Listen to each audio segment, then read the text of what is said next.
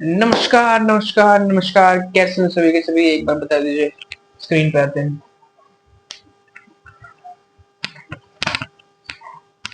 हाय, hello everyone, कैसे हो सभी के सभी? आई होप फाइन हो गए, बढ़िया हो गए और ढेर सारे मजे के साथ हो गए। स्टार्ट करते हैं आज की इस वीडियो को बिना कोई टाइम वेस्ट किए। क्या कहते हो, करते हैं स्टार्ट? चलो भाई स्टार्ट करते हैं। लेकिन स्टार्ट करने से पहले एक बार जितना पहले पढ़ रखा है, मतलब थोड़ा सा ही पढ़ा था, उसको एक बार रिकॉल कर लेते हैं और फिर आगे बढ़ते हैं। ठीक, चैप्टर हमने उठाया था ज्योग्राफी का, चैप्टर नंबर 5, वाटर। ठीक, वाटर जल, पानी, जीवन, नीर, ठीक, जो कह लो, उसके बारे में हमने बेसिकली पढ़ना स्टार्ट किया था। तो जो हमने चैप्टर उठाया, तो चैप्टर उठाने के साथ हमने चीज देखी कि मतलब वाटर अर्थ पे प्रेजेंट है बहुत अमाउंट में, 1/3 अमाउंट ऑफ अर्थ का जो सरफेस है वो वाटर से कवर्ड है। तो फिर वाटर स्कैरसिटी क्यों फेस करते हैं कुछ कंट्रीज? तो उसका एक हमने बहुत अच्छा एग्जांपल देखा था कि 1/3 ऑफ वाटर जो हमारे अर्थ पे प्रेजेंट है, वो सारा वाटर हमारे यूज के लिए नहीं है। उसमें से कुछ वाटर ही, लगभग 2 से 3% वाटर ऐसा है जो हमारे यूज में हम ले सकते हैं। बाकी सॉल्ट वाटर है या फिर कंटामिनेटेड वाटर है जिसका हम यूज नहीं कर सकते हैं। ठीक, जो अमाउंट ऑफ वाटर हमारे लिए यूजेबल है वो बस इतना ही है कि एक बाउल में हम अगर पानी ले लें और उससे 2 चम्मच पानी निकाल कर डाल दें, उतना ही पानी हमारे पास बेसिकली यूज के लिए है। हमारे जो हम यूज करते हैं उसके लिए है। बाकी सारा वाटर क्या है, हमारे लिए यूजेबल नहीं है। ठीक, ये चीज हमने पढ़ी थी। अब आगे चलते हैं।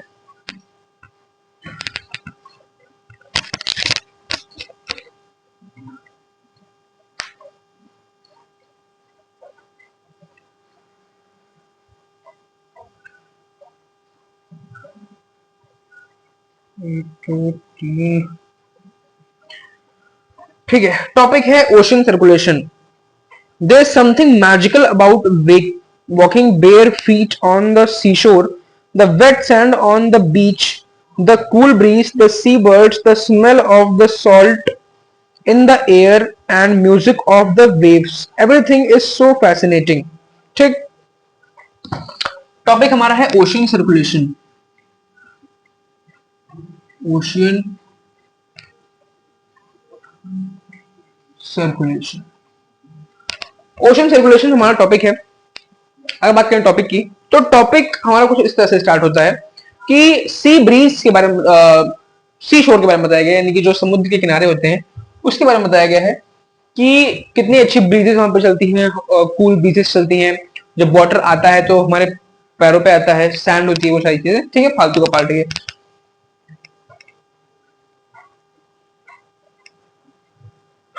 रुको। Unlike the calm weathers of ponds and lake, ocean water keeps moving continuously. It is never still. ठीक, तो जिस तरह से हम देखते हैं कि पॉन्ड्स हो गए, रिवर्स हो गए, लेक्स हो गई, रिवर्स तो नहीं, पॉन्ड्स और लेक्स की मेजरली बात करते हैं हम, तो वहां पे जो वाटर होता है वो स्टिल होता है, यानी कि रुका हुआ पानी होता है।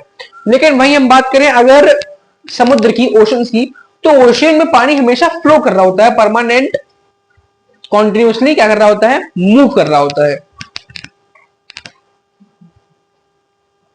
कहा गया?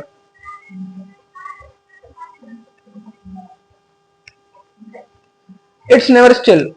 The movements that occur in oceans can be broadly categorized as waves, tides and currents. ठीक, तो ओशन सर्कुलेशन मतलब ओशन मूवमेंट जो होती हैं वो 3 तरह की बेसिकली होती हैं। कौन कौन सी? टाइड्स,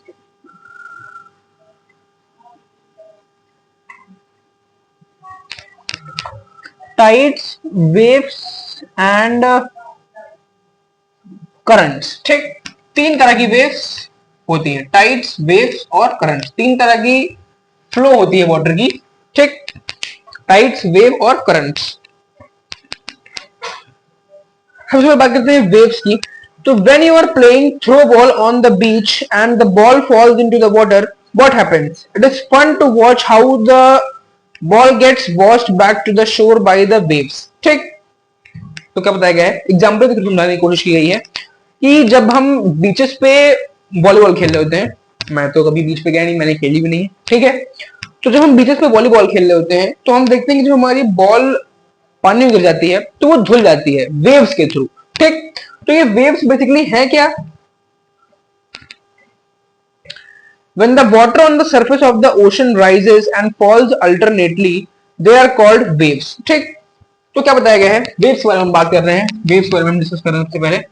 तो क्या बताया गया है, जैसे ये नॉर्मल सरफेस है वाटर का, ठीक, जब इसमें सडन राइज और सडन फॉल आता है, ठीक, अल्टरनेटली, यानी कि जैसे फॉल आया, जैसे राइज आया वैसे फॉल आया, जैसे राइज आया वैसे फॉल आया, कुछ इस तरह का, ठीक, ये राइज ये फॉल, ये राइज ये फॉल, ठीक। तो यही जो राइज और फॉल का अल्टरनेट रिदम होता है, इसी राइज और फॉल के अल्टरनेट रिदम को हम क्या कहते हैं, इसी राइज और फॉल के अल्टरनेट रिदम को हम कहते हैं वेव्स, ठीक। वेव्स की अगर हम बात करें तो वेव्स ऐसा नहीं कि सिर्फ हम समुद्र में, ओशंस में, लेक्स में, सिर्फ इन्हीं सब जगहों पर वेव्स हम ऑब्जर्व करते हैं। जब आगे चलोगे सीए क्लासेस में 9th 10th 11th में, तो वहां पे पढ़ोगे वेव्स के बारे में, ठीक। 11th 12th में तो वेव एक अलग ही पूरा चैप्टर है तुम्हारे लिए। 9th में भी वेव्स का चैप्टर है, 9th में कोई भैया दीदी होंगे उनसे पूछना, वेव्स का चैप्टर साउंड नाम का चैप्टर होगा, उसमें वेव्स के बारे में बताया गया है, ठीक। तो वेव्स अलग अलग तरह की होती हैं, साउंड वेव होती है, लाइट वेव होती है, लेकिन यहाँ पर बेसिकली हम ओशंस की वेव की बात कर रहे हैं। तो वेव्स क्या होती हैं, alternately rise and fall in the levels of water, उस फिनोमेना को हम कहते हैं, उस रिदम को हम कहते हैं वेव्स, ठीक।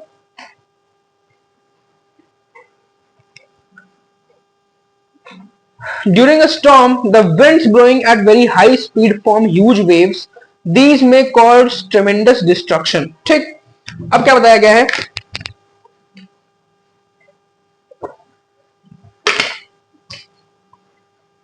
नॉर्मल वेव्स एक पर्टिकुलर हाइट तक राइज करती हैं, लेकिन स्टॉर्म्स के टाइम पीरियड में, यानी कि जब तूफान आते हैं समुद्र में, तो समुद्री तूफान जब आते हैं, तो उस टाइम पे विंड्स की जो स्पीड होती है वो इतनी तेज होती है कि ये जो वेव्स का पीक होता है,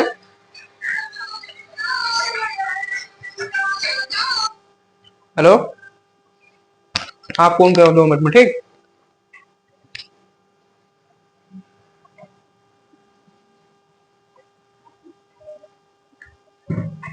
ठीक है, तो ये वेव्स का जो क्या क्या बात कर रहे थे, हाँ, जब स्टॉर्म्स आती हैं, ओशनिक स्टॉर्म्स आती हैं, तो होता क्या है कि ये जो वेव्स होती हैं, जो वेव का हाइट जो होती है उसकी लेंथ बहुत ज्यादा बढ़ जाती है और ये वेव्स बहुत ऊंची ऊंची उठना स्टार्ट हो जाती हैं, ठीक।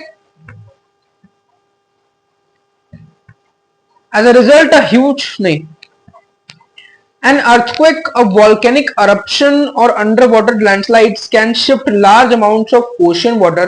As a result, a huge tidal wave called tsunami that may be high as 15 meter is formed. ठीक, तो क्या बताया गया है कि एक फिनोमेना को समझो, ये लैंड का सरफेस है, ठीक, और इस लैंड के ऊपर ये ओशियन, ये वाटर है, ठीक, लैंड का सरफेस है, उसके ऊपर वाटर है।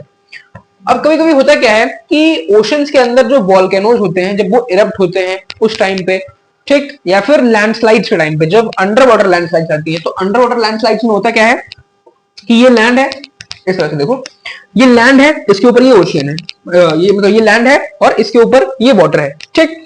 तो होता क्या है, जब अंडर वाटर लैंडस्लाइड्स आती हैं, तो लैंडस्लाइड का मतलब क्या होता है कि लैंड नीचे से खिसक जाना, जमीन नीचे से डिस्प्लेस हो जाना। तो होता क्या है कि ये लैंड है, उस लैंड के ऊपर ओशन का वाटर है, जब लैंडस्लाइड आती है और जो जमीन है वो पीछे खिसकती है, तो लार्ज अमाउंट ऑफ वाटर बहुत स्पीड से आगे जाता है, ये लैंड पीछे गई और ये अमाउंट ऑफ वाटर बहुत स्पीड से आगे गया। तो यही जब लैंडस्लाइड्स होती हैं, अमाउंट ऑफ वाटर बहुत तेजी से आगे बढ़ता है, तो वो बड़ी बड़ी वेव्स फॉर्म करता है। और जब यही जो नॉर्मल वेव्स होती हैं, जब इनकी हाइट बहुत ज्यादा बढ़ जाती है और ये बहुत ज्यादा डिस्ट्रक्शन कॉज करती हैं, तो इन वेव्स को हम नाम दे देते हैं सुनामीज, ठीक, इन वेव्स को नाम दे देते हैं सुनामीज, ठीक। एक जो सुनामी की वेव होती है उसकी जो हाइट होती है वो एवरेज 15 मीटर तक हो सकती है।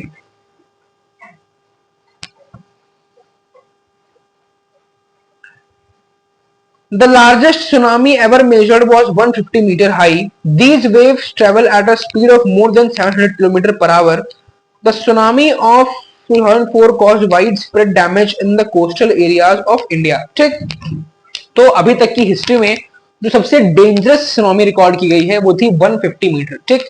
अब ये सोच सकते हो कि हम एवरेज 15 मीटर की बात कर रहे हैं कि एवरेज सुनामी जो होती है वो 15 मीटर तक उसकी वेव्स होती हैं, लेकिन जो हाईएस्ट जो आज तक की हिस्ट्री में सबसे बड़ी सुनामी रिकॉर्ड की गई है वो 150 मीटर की रिकॉर्ड की गई, ठीक। 150 मीटर इन द सेंस कि एक नॉर्मल ह्यूमन की हाइट कितनी होती है, ठीक, उसके अकॉर्डिंग 150 मीटर, अंदाजा लगा लो कितनी बड़ी वेव्स रही होंगी, ठीक। और ये जो वेव्स होती हैं सुनामी के टाइम पे, इनकी स्पीड लगभग 700 किलोमीटर पर आवर हो जाती है, जिसके चलते जब भी किसी सरफेस को हिट करती हैं तो वो सरफेस पे बहुत ज्यादा डिस्ट्रक्शन कॉज करती है, ठीक। अब अगर हम बात करें कि इंडिया के कॉन्टेक्स्ट में, तो इंडिया में जो सबसे डेंजरस सुनामी रजिस्टर की गई है आज तक, इंडिया के कॉन्टेक्स्ट में बात करें तो वो 2004 में रजिस्टर की गई थी। इंडिया की सबसे जो भयंकर सुनामी थी वो 2004 में रजिस्टर की गई थी। The Indira Point in the Andaman and Nicobar Islands got submerged after the tsunami, ठीक। तो ये जो 2004 में सुनामी आई थी, ये इतनी डिस्ट्रक्टिव थी कि अंडमान एंड निकोबार के पास जो इंदिरा पॉइंट है इंडिया का, यानी कि जो इंदिरा पॉइंट को इंडिया का टर्मिनल पॉइंट मानते हैं, मतलब वहां के बाद इंडिया की जो कंट्री है, इंडिया जो है वो उसके बाद खत्म हो जाती है, तो इंडिया का टर्मिनेटिंग पॉइंट मानते हैं उसको, ठीक। टर्मिनेटिंग पॉइंट समझते हो ना, जैसे मान लो कोई लाइन है तो ये लाइन यहां तक गई, तो ये वाला जो पॉइंट है ये होगा इसका टर्मिनेटिंग पॉइंट, कि इसके बाद ये लाइन आगे नहीं बढ़ी। वैसे लाइन के केस में नहीं कह सकते इसको, क्योंकि आगे आगे पढ़ो कि लाइन बहुत आगे तक जाती है, लाइन इनफाइनाइट तक जाती है, लेकिन अगर मान लो यहां मैंने ये पॉइंट फिक्स कर दिया कि इससे आगे लाइन नहीं बढ़ेगी, तो ये होगा हमारा टर्मिनेटिंग पॉइंट। टर्मिनेटिंग पॉइंट, ये मैंने टर्मिनेटिंग पॉइंट वाली चीज क्यों बताई, क्योंकि इंदिरा पॉइंट को इंडिया का टर्मिनेटिंग पॉइंट कहते हैं, और इस 2004 की सुनामी के बाद इंदिरा पॉइंट सबमर्ज हो गया था अंडर वाटर, ठीक।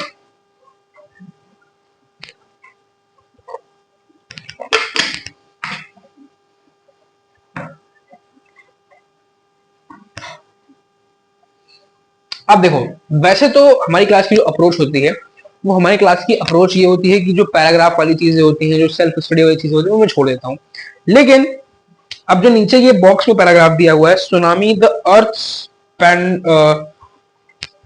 पैंडेमोनियम, इसको हम क्या करेंगे, पढ़ेंगे। क्यों? क्योंकि एक इंपॉर्टेंट चीज है, तुमको सुनामी के बारे में पता होना चाहिए, ठीक। स्टार्ट करते हैं। Tsunami or the harbor wave struck havoc in the Indian Ocean on the 26th December 2004. The wave was the result of the earthquake that had its epicenter close to the western boundary of Sumatra. ठीक, तो क्या बताया गया है, 26 दिसंबर 2004 में जो tsunami आई थी, वो सुनामी क्यों आई थी? वो सुनामी आई थी एक अर्थक्वेक की वजह से, जो सुमत्रा के पास हुआ था, जिसका एपिसेंटर वहां पर था। एपिसेंटर मतलब जहां से ओरिजिनेट होता है। याद है जब हम लोग ने अभी ज्योग्राफी में हमने इसी साल पढ़ रखा है, कौन से चैप्टर में, दूसरे तीसरे चैप्टर में शायद, जो हमने अर्थक्वेक के बारे में पढ़ा था, तो हमने देखा था एपिसेंटर क्या होता है। तो एपिसेंटर में हमने देखा था कि एपिसेंटर बेसिकली वो पॉइंट होता है जहां से अर्थक्वेक ओरिजिनेट होता है। जैसे ये अर्थक्वेक आगे बढ़ रहा है, ठीक, लेकिन ये जो ये वाला पॉइंट होता है जहां से अर्थक्वेक ओरिजिनेट हुआ है, इसको हम कहते हैं एपिसेंटर, ठीक। रिकॉल करा दिया एक बार। तो ये जो अर्थक्वेक जिसके चलते 2004 की सुनामी आई थी, उसका एपिसेंटर सुमत्रा पॉइंट, सुमत्रा के पास था। सुमत्रा कोई कैरेक्टर नहीं है, हाँ। The magnitude of the earthquake was 9 on the Richter scale. As the Indian plate went under the Burma plate, there was a sudden movement of the sea floor causing the earthquake. ठीक, तो अब देखो scene क्या है। Scene ये है, क्या scene है,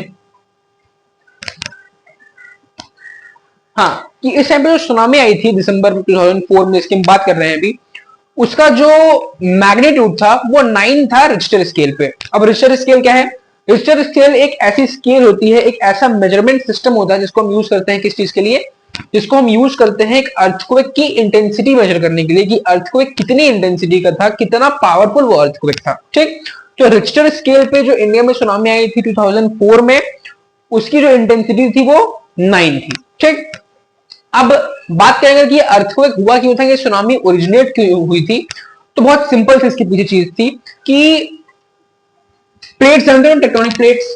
जब ये अर्थक्वेक वाली बात की थी मैंने, तो तुमको बताया था कि हाँ टेक्टोनिक प्लेट्स होती हैं, ठीक, ऐसे दो प्लेट्स होती हैं, जब वो एक दूसरे के ऊपर चढ़ जाती हैं, जिसके चलते जब वो एक दूसरे के ऊपर चढ़ जाती हैं तो यहाँ से अर्थक्वेक ओरिजिनेट होता है, क्योंकि बहुत ज्यादा क्या हो जाता है, कोलिजन हो जाता है। ठीक, तो वही सेम चीज हुई थी कि इंडियन प्लेट और बर्मा प्लेट ये दोनों आपस में जुड़ी हुई थी, लेकिन ड्यू टू सम रीजंस ये जो बर्मा प्लेट थी वो बर्मा प्लेट इंडियन प्लेट के नीचे आ गई थी, जिसके चलते बहुत ज्यादा हलचल पैदा हुई थी और उसी के चलते अर्थक्वेक ओरिजिनेट हुआ था, जिसके चलते सुनामी आई थी।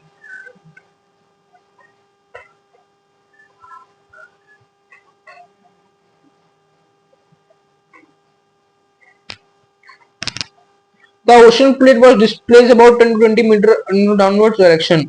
A huge mass of ocean water flowed to fill the gap that was being created by the displacement. This marked the withdrawal of water mass from the coastlines of the landmass in the South and Southeast Asia. ठीक, तो यही जो Burma plate Indian plate के नीचे आ गई थी उसके चलते एक बहुत ज्यादा अमाउंट ऑफ वाटर डिस्प्लेस होके जो एशियन कॉन्टिनेंट है उसके लैंड वाले एरिया पे आ गया था, जिसके चलते सिर्फ इंडिया में नहीं बहुत सारी एशियन कंट्रीज में जो उस एरिया के पास थी वहां पर सुनामी आई थी।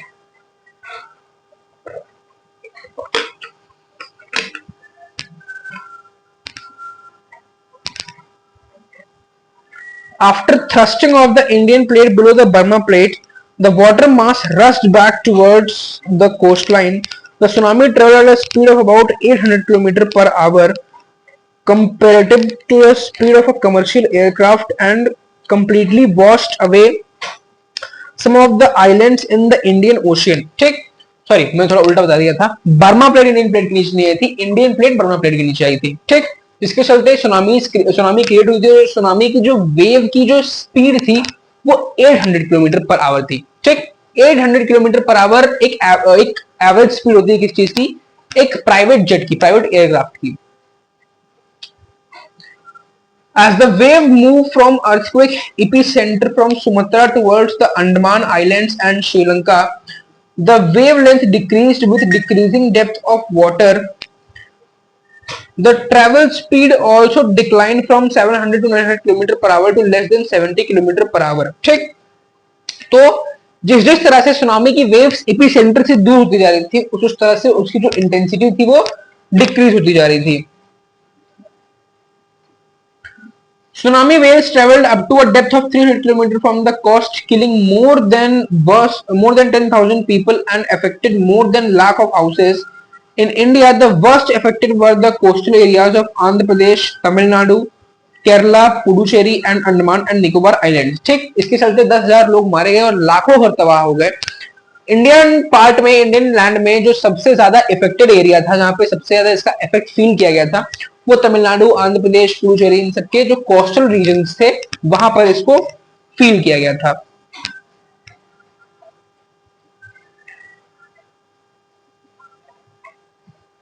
While the earthquake cannot be predicted in advance, it is possible to give a 3-hour notice of a potential tsunami. Such early warning systems are in place across the Pacific Ocean, but not in the Indian Ocean. ठीक, तो tsunami की पहले से prediction तो नहीं की जा सकती है, लेकिन एक 3 आवर पहले की नोटिफिकेशन दी जा सकती है कुछ डिवाइसेस का यूज करके। ये डिवाइसेस पैसिफिक ओशियन में ज्यादातर प्लेस किए गए हैं, इंडियन ओशियन में ऐसे डिवाइसेस नहीं है।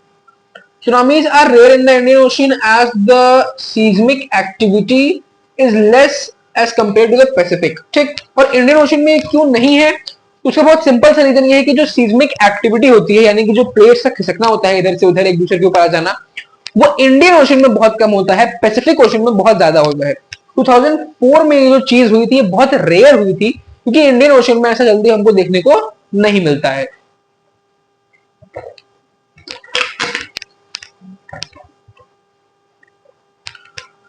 The tsunami that ravaged the South and Southeast Asian coast in December 2004 is the most devastating tsunami in the last several hundred years. The large damage caused to life and property was primarily a result of lack of monitoring, the early warning systems and knowledge among the coast dwellers and Indian Ocean. ठीक, तो दिसंबर 2004 में जो tsunami ने जब Asian countries को hit किया, वो पिछले 100 सालों की सबसे डेंजरस और सबसे स्ट्रॉन्ग सुनामी मानी जाती है। ठीक, और ऐसा क्यों हुआ था? लापरवाही की वजह से। ठीक, देखा आपने लापरवाही का नतीजा। ठीक, अमिताभ बच्चन से आते ना, कभी कभी टीवी देखने बैठो तो अमिताभ बच्चन आते हैं, देखते हैं, देखा आपने लापरवाही का नतीजा। ठीक, लापरवाही की गई थी कि लोगों को पहले से वार्निंग नहीं दी गई थी कि सुनामीज आ सकती हैं या फिर कुछ ऐसी चीज, टेक्टोनिक प्लेट्स इधर से उधर मूव हुई हैं, उसके चलते ये सब हुआ। The first indication that tsunami is approaching is the rapid withdrawal of water from the coastal region, followed by destructive wave. When this happened on the coast, instead of people going to high ground, they started assembling at the coast to view the miracle. As a consequence, there was a large casualty of curious outlookers when the gigantic wave tsunami struck. ठीक, अब देखो भाई, यहाँ पे हुआ मुए मुए। ठीक, किस तरह से कि जब ये खबर दी गई कि एक सुनामी आ रही है, तो उस टाइम पे सबसे पहले ये हुआ कि वेव्स अचानक से बहुत पीछे गई और फिर एक साथ आगे आई। तो कुछ लोग तो ये देखने चले गए कि मिरेकल मिरेकल, ये क्या हो रहा है, देखने जाएंगे। ठीक, जो लोग देखने गए तो वेव्स पहले तो पीछे गई, लेकिन फिर फुल इंटेंसिटी के साथ आई, जिसके चलते बहुत सारे लोग जो चिल करने गए थे, देखने गए थे, वो साथ ही में चले गए। ठीक, समझ में आया? नेक्स्ट टॉपिक है हमारा टाइड्स। ठीक, हेडिंग डालो, लेकिन पढ़ेंगे कल। ठीक, क्यों? मेरी मर्जी, मेरी क्लास। तो आज के लिए इतना रखते हैं, कल पढ़ेंगे वापस से। और इसी के साथ एंड करते हैं आज इस क्लास को। मिलते हैं नेक्स्ट क्लास में। अपना ध्यान रखो, मुस्कुराते रहो, सेफ रहो। और हाँ, अबे कभी ऐसे आसपास तुम्हारे गाँव के आसपास ऐसा बाढ़ वाढ़ तो देखने में जाना, क्या पता चले तुम भी बह जाओ। ठीक, ठीक है, बाय बाय।